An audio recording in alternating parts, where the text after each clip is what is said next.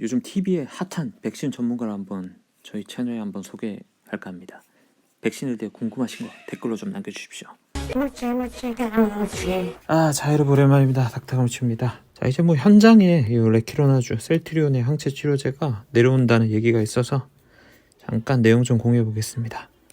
이제 현장으로 온다고 하죠. 항체 치료제가 이제 준비하고 있으라고 하고. 자, 셀트리온 관계자의 편지 한번 보겠습니다. 레키노나주 임상의 도움을 기반으로 조건부 승인이 획득했습니다. 자, 신속한 공급을 준비하고 있으며 2월 중순부터 기관의 요청에 의하여 기관에서 사용 가능할 것으로 예상됩니다. 이제 곧 명절 지나면 2월 중순이죠. 아마 명절 지나는 다음 주 후반 정도 될 것 같아요. 다음 주 당장은 안 될 것 같고, 명절 끼어 있으니까 당장 준비하기는 어려울 것 같고, 대부분 기관에서는 요거 주사할 준비는 다 갖추고 있어요. 실제 코로나를 진료하는 병원들에서는 항체 치료제 레키로나주의 투입을 위한 그런 자원 같은 건 다 준비되어 있어요. 일단 약만 들어오고 일부 행정적인 것만 처리되면은 아마 투여 가능할 것으로 보입니다. 그리고 레키로나주는 고위험 경증 환자, 경증 및 중증 환자 대상으로 허가 승인을 획득하였으며 다음 기준은 모두 만족해야 된다. 다음 기준. 실내 공기에서 산소 포화도가 94%.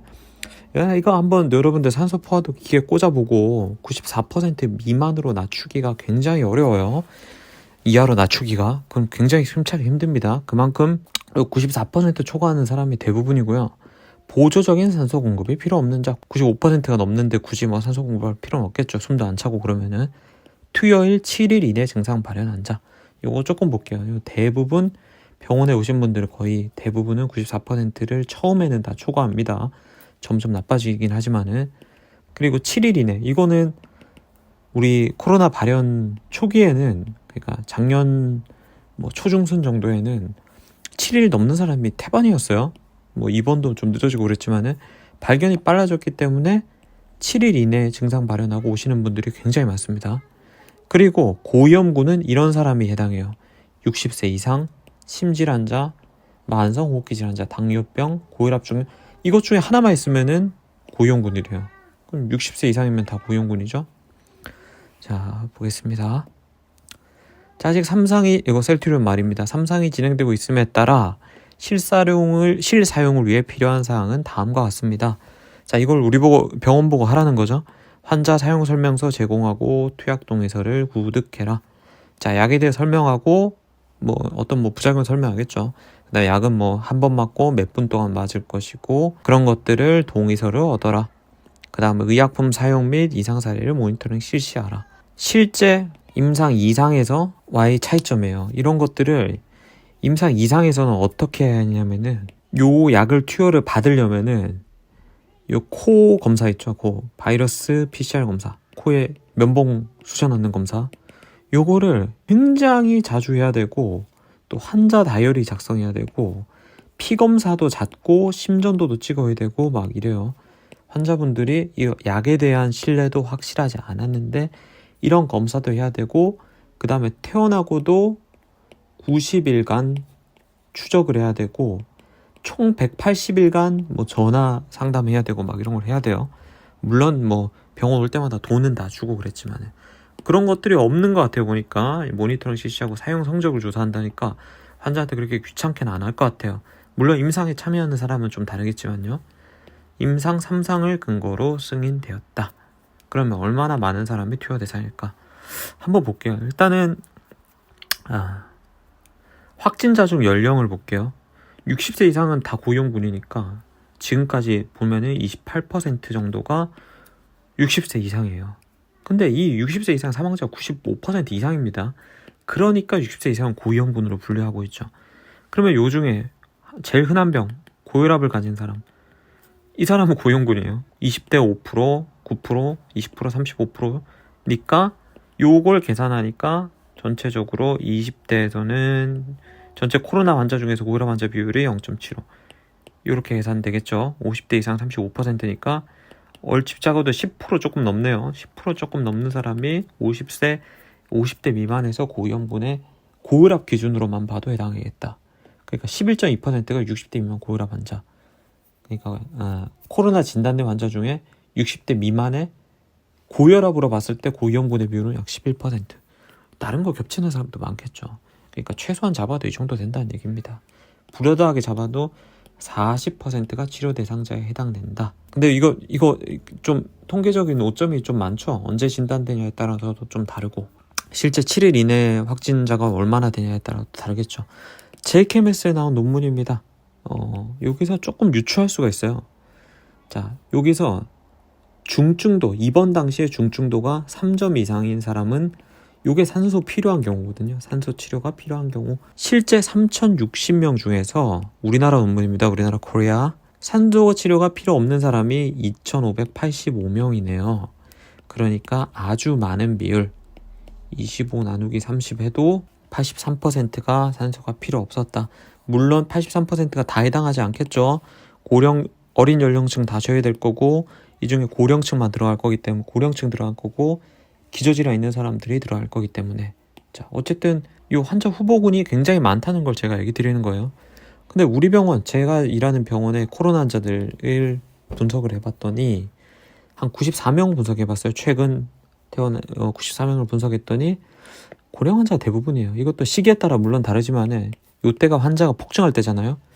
그러니까 젊은 사람들은 병원에 잘 입원 안 시켰어요. 그리고 고령 환자 중에 좀 나쁜 사람만 병원에 입원시켰거든요. 이때는 병상이 워낙 부족해가지고. 어쨌든 이때는 64%가량 60세 이상이었어요. 상당했죠. 그럼 이 중에서 경증이나 중등증 환자는 다 치료 대상에 해당한다는 것이죠. 결론은 한번 볼게요. 2월 중순 이후 아마 다음 주 말 아니면은 그 다음 주 정도에 병원에 들어올 것 같아요. 이건 제 추론이니까요. 제 예상이니까 좀 달라질 수 있습니다. 근데 임상 시작은 조금 더 늦어지지 않을까 싶어요. 아직 본격적인 게시 모임 같은 게 없었던 걸로 보이거든요. 임상 2상 때는 그런 복잡한 검사돼야 되고 약에 대한 신뢰가 없었기 때문에 환자들이 요 약에 대해 설명하고 참여하시겠습니까? 했을 때 많이 꺼려했어요. 10명 정도 설명하면 한두 명 등록됐나? 이 정도라 보시면 또 될 것 같아요. 다른 병원들에도 조금 물어보고 좀, 이것도 제가 그냥 브로드하게 잡은 거니까요. 제가 여기저기 구두로 물어봐서 내린 결론인데 10명 물어봐 한두 명 참여한 정도였던 것 같아요. 근데 이 식약처에서 승인됐다는 사실이 환자에게 좀 저항감을 낮출 거고, 복잡한 저 코에 찔러서 하는 검사를 굉장히 싫어하거든요. 어쨌든 그런 것도 안 해도 되니까 상대적으로 참여 비율은 높을 것 같다. 그 다음에 이제 임상적으로 조금, 그리고 요번 이상 연구에서 어느 정도 효과가 있었다는 게 나타났죠. 물론 통계적으로 좀 디베이트가 있는 부분이 있지만은 좀 통계적으로 확실한 부분들도 있었죠. 자, 50세 이상의 중등증 환자 대상으로 중증으로 진행할 가능성을 68% 이상 낮췄다. 또 제일 중요한 건 부작용이 없었다는 거죠. 부작용이. 주요한 부작용이 없었다는 거가 있기 때문에 환자의 저항감은 상당히 낮을 것이다. 상대적으로 많이 쓰일 것 같아요. 게다가 약값 자체도 본인 부담이 아니기 때문에. 그 다음에 투약 후에 복잡한 절차, 코에 찔러서 하는, 면봉으로 찔러서 하는 검사 당해보신 분 알겠지만 저도 이거 굉장히 싫어합니다. 좀 기침하고 진짜 뇌가 뚫리는 느낌 들어가지고 저도 굉장히 싫어하는데, 심전도도 해야 되고 병원에 몇 번 방문해서 피검사 해야 되고 이런 것들이 없어졌죠. 아마 없는 것으로 보입니다. 지금 봐서는 추구검사가 요구되었지만은 지금 셀트리온 관계자의 그런 레터를 보면은 그런 내용은 없죠. 적응증에 해당하는 환자분들이 또 상당히 많을 것이라는 거. 그래서 상대적으로 많은 비율의, 물론 우리 확진자가 많이 줄고 있어서 좋은 상태긴 하지만은 많은 비율의 환자가 투약 대상이 될 것이고, 이 중에서 많은 분들이 참여하실 것 같아요. 이런 복잡한 임상 절차, 임상 시험 대상 자체도 아니고 이런 복잡한 추구 검사가 필요 없기 때문에 많이 참여하실 것 같습니다.